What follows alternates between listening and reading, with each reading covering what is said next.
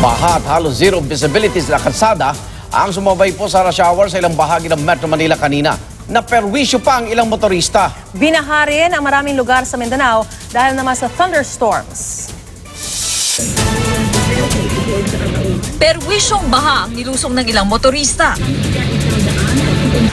Matapos ang ilang oras lang na ulan sa iba't ibang bahagi ng Quezon City.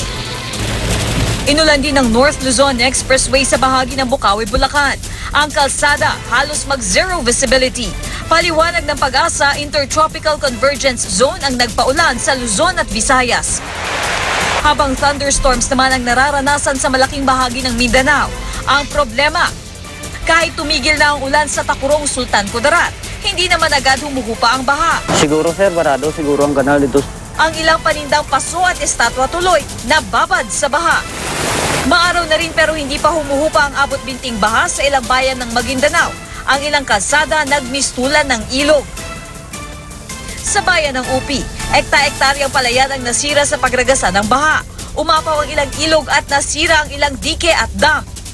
Tuloy naman ang klase sa paaralang ito sa Midsayap, Cotabato, kahit palubog sa baha. Meron kaming 6 na rooms na di na namin magagamit. Sa datos ng Metro Weather, posible pa rin ang ulan na may kulog at kidlat sa Zamboanga, Northern Mindanao, Davao at Sorsogon bukas ng hapon. Sa Visayas, mataas ang tsansang umulan bukas ng umaga at hapon. Buong araw ang inaasahang ulan sa Mimaropa. Magiging maulan na rin sa malaking bahagi ng Luzon sa hapon. Sa Metro Manila, maulap at maghapong mataas ang posibilidad na umulan. Katrina Son, GMA News.